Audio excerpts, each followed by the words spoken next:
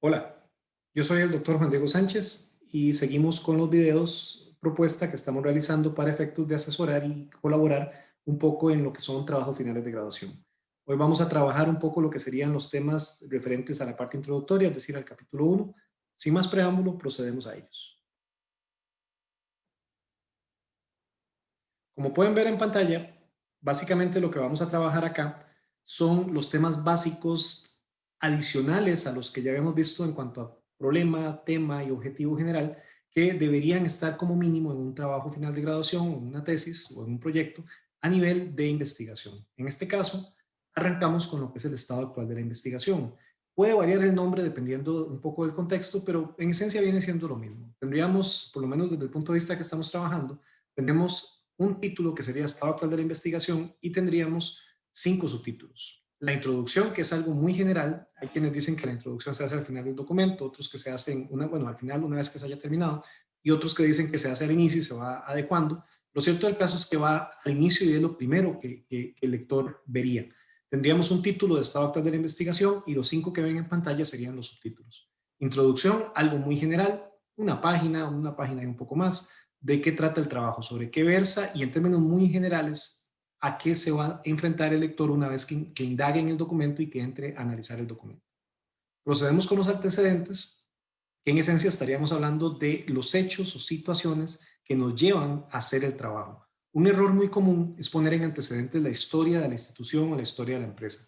Realmente la historia como tal iría en el capítulo 2 o en el capítulo del marco situacional, que usualmente suele ser el 2, donde trabajaríamos ahí sí la historia, el marco organizacional, etcétera, ¿verdad? Pero en este caso realmente son hechos, situaciones que nos llevan a hacer el trabajo. Sobra decir que toda esta sección tiene que tener referencias, no necesariamente citas, si se agregan citas pues estaría muy bien, pero con referencias, entiéndase paráfrasis, parafraseo, referencias no textuales. Descripción del tema vendría siendo específicamente qué se desarrolla en el trabajo. Recuerden que todo el documento debe desarrollarse en tercera persona, el presente histórico.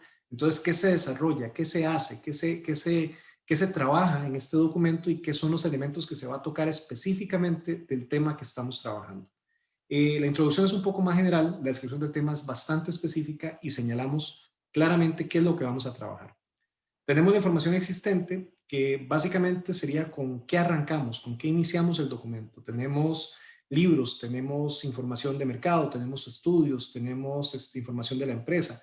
Hacemos una especie de descripción de lo que tenemos para poder iniciar y para poder sustentar el trabajo. Y hay que hacer la diferencia acá con estudios previos, que estudios previos básicamente tendríamos que hacer mención a aquellos estudios, en el caso que existan, iguales a mi trabajo, de los cuales me estoy basando y estoy tomando como punto de partida. En este caso, un estudio previo tiene que compartir el objeto y el sujeto. Obviamente no el tiempo porque ya fue hecho, pero por lo menos el objeto y el sujeto debe ser el mismo para tipificar como un estudio previo. Si es algo similar, pues lo clasificaríamos más como información existente. En caso de haber, pues decimos de quién hace el estudio, en qué momento, de qué trata y los resultados principales. No muy a fondo, pero por lo menos sí lo más relevante.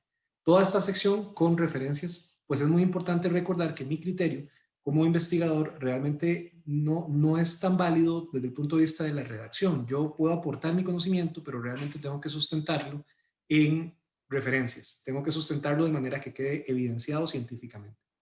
En pantalla tienen ustedes los ejemplos de referencias. En la primera viñeta tendríamos una referencia implícita de un autor. Nótese que todo lo que está fuera del paréntesis es redacción propia 100% del autor y solamente se hace referencia a la fuente, llámese autor físico o autor institucional, de donde se toma esa información, pero escrita en palabras propias, es decir, parafraseada completamente. No puede haber una similitud muy cercana, puesto que podríamos caer en un plagio o mejor llamado copia indebida. La primera es una implícita porque noten que el autor queda al final. Es muy importante señalar que no se usa la inicial, no se usa el nombre, no se usa el libro, solamente se pone el apellido y el año, o bien la institución y el año.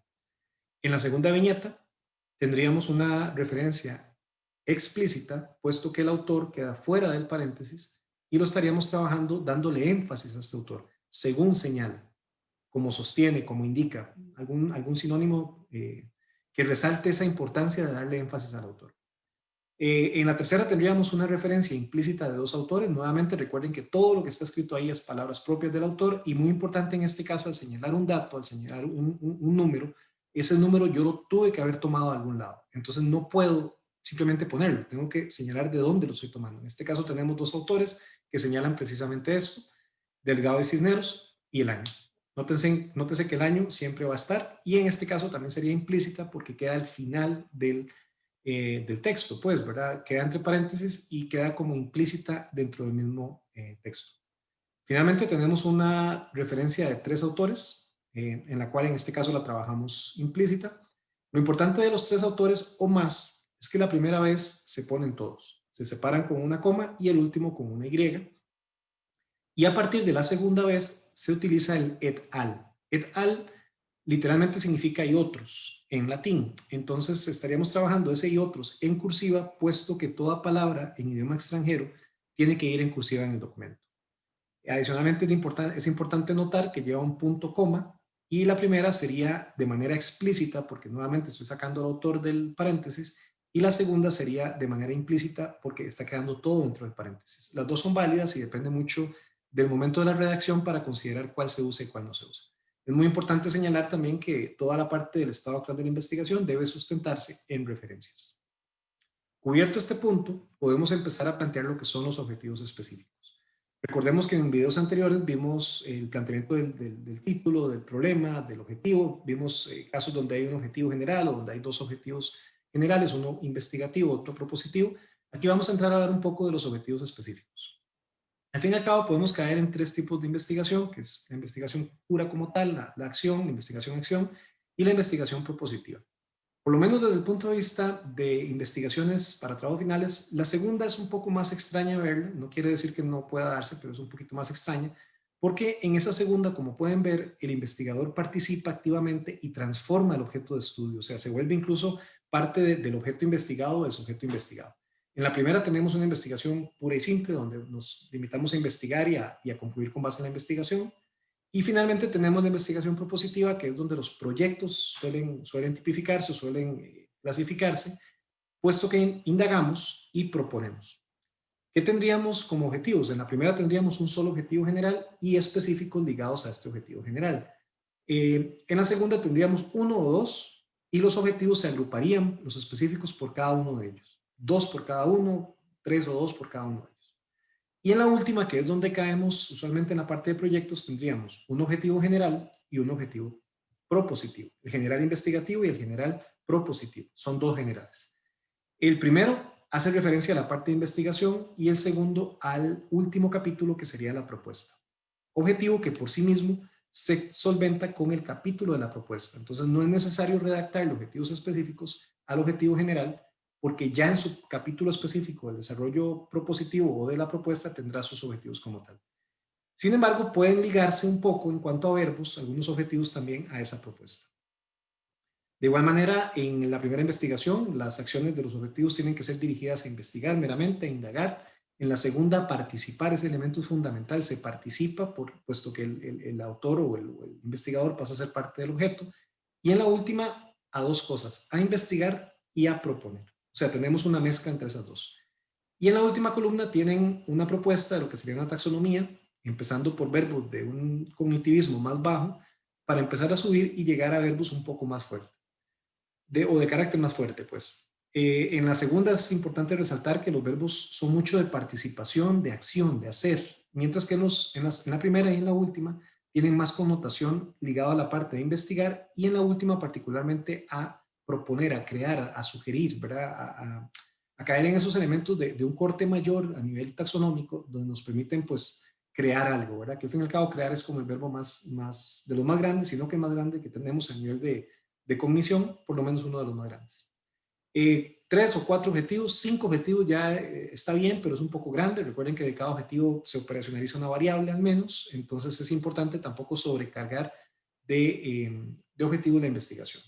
En el último caso, que es importante resaltar, uno puede perfectamente plantear los primeros tres objetivos ligados al objetivo de investigación y el cuarto y quinto un poco más a la parte propositiva, pero no necesariamente tienen que ser objetivos específicos de la propuesta, porque repito, la propuesta en sí misma en el capítulo que se desarrolla, llevará sus propios objetivos ya meramente aplicativos y operativos. Por lo menos desde el punto de vista de ciencias económicas y exactas, tenemos una estructura muy básica para plantear objetivos. Es muy importante señalar que desde el punto de vista de la ciencia que nos interesa en este momento, tienen que ser muy sencillos, muy prácticos. Un infinitivo, una variable y un adjetivo. Algo muy sencillo. ¿Por qué no le agregamos el para qué ni el cómo? Porque a medida que yo le agregue más elementos dentro de la contextura propia del objetivo, tendría más variables y podría terminar con un objetivo que tenga 3 o 4 variables. Usualmente cuando se redactan objetivos educativos, sí, ocupamos el para qué y el cómo claramente. En este caso no, en este caso lo queremos bien puntual, bien sencillo para que sea más fácil operativizarlo y que sea más fácil llegar a su alcance, lograr alcanzarlo como tal. En pantalla ustedes ven establecer los parámetros métricos de producción máximos y mínimos y abajo tenemos los 3 elementos que debería llevar este objetivo, un infinitivo, una variable y un adjetivo. Entonces, algo sencillo, algo simple, 4 objetivos, 5 objetivos muy puntuales en un orden taxonómico de lo más bajo a lo más alto a nivel de cognición y no es necesario ese para qué ni cómo. Tampoco es necesario volver a agregar la institución, el lugar y el tiempo porque se sobreentiende que los objetivos específicos están supeditados al general y como habíamos visto en un video previo, el general ya tiene el contenido de tiempo y espacio. Entonces no es necesario en este punto pues volver a repetir eso. Sería un poco redundante, más bien sería la palabra. El penúltimo elemento que vamos a tocar acá es la justificación, que también debe llevar referencias no textuales, y la dividimos en 3 elementos. Justificación, que sería el título, justificación práctica, subtítulo, justificación metodológica, subtítulo, justificación teórica, subtítulo. En la práctica es quizá la más importante, página y media, tal vez un poco más incluso si se puede, y es básicamente la justificación que casi todos estamos familiarizados con el por qué, el para qué se espera lograr, qué se quiere, qué buscamos, qué queremos con esto. La metodológica, recordemos que mi criterio como investigador tiene que separarse un poco del trabajo y tengo que volverme un poco más científico, un poco más objetivo. Entonces tengo que señalar cuál es el método, cuáles son los instrumentos que utilizo para sustentar el trabajo. Entonces debo decir claramente en qué se basa el trabajo. El trabajo se basa en un estudio de campo, en un estudio documental, se justifica en el hecho que hacemos algún determinado elemento, alguna validación estadística, alguna observación, y es con base en eso que obtengo los datos para plantear resultados. Y en la teórica, también no debe ser tan extensa, si yo ni siquiera he leído el título, pero abro el documento en la justificación teórica, me tiene que decir qué teorías sustentan el trabajo. Este trabajo se sustenta en la teoría de administración, según autores como tales y tales, específicamente en la teoría de finanzas, según referencias de tal y tal autor, y específicamente en la teoría de flujos de caja y riesgo, según sostienen tal y tales autores. Es decir, esta tesis o este trabajo o este proyecto se sustenta y se puede encasillar en estas teorías. Estas teorías son las que reflejan y sustentan o soportan la base teórica del trabajo. Entonces es muy importante para también ubicar al lector en el área que estamos trabajando. Todas con referencia y, como les digo, las 3 serían subtítulo y el título sería justificación. Finalmente cerramos el capítulo 1 con lo que sería alcances y limitaciones, que sería el título, un subtítulo de alcances, un subtítulo de limitaciones. Una sugerencia que a mí en lo particular me gusta hacer es que se trabajen en viñetas, quedan muy ordenadas. Los alcances serían las personas físicas o jurídicas beneficiadas con el trabajo. Hay que ubicarlas en un espacio, se puede perfectamente trabajar incluso otra viñeta que sea alcance geográfico, hasta dónde va el trabajo y persona a persona señalar por qué el trabajo lo beneficia. Es importante siempre agregar un alcance de profesionales y estudiantes del área, porque tarde o temprano el documento pues, también les va a servir como referencia. ¿Quiénes irían en estas personas? El mercado, los clientes, los socios, la empresa como tal, el departamento, un determinado segmento de mercado, etcétera. Ahora ponemos la persona y explicamos brevemente. En viñeta se ve muy ordenado y realmente funciona bastante bien. Y es importante también detallar el alcance temporal. Como otra viñeta, alcance temporal, donde indicamos hasta dónde alcanza temporalmente el trabajo para atrás y para adelante. No necesariamente porque en el título digamos que el estudio se hace durante un determinado periodo, quiere decir que solo ese periodo estoy analizando. Perfectamente puedo analizar más para atrás. Entonces aquí es donde lo detallamos. Y finalmente tenemos las limitaciones, que también mi sugerencia sería plantearlas en viñetas. y serían los problemas que tenemos con el trabajo. Los problemas tienen que ser de la investigación, nunca personales. Es decir, la falta de tiempo no es una limitante, la falta de presupuesto no es una limitante, el tiempo es una delimitación y el dinero sería un presupuesto. Entonces, más bien serían elementos que logran determinar el trabajo como tal y no una limitante. Una limitante pudiese ser la falta de estudios previos, por ejemplo, la dispersión de la población pudiese ser una limitante, un tema que del todo no ha sido abordado puede ser una limitante. Entonces, unos cuantos problemas, los que existan, no más de los necesarios, y nuevamente en viñetas y detallados brevemente.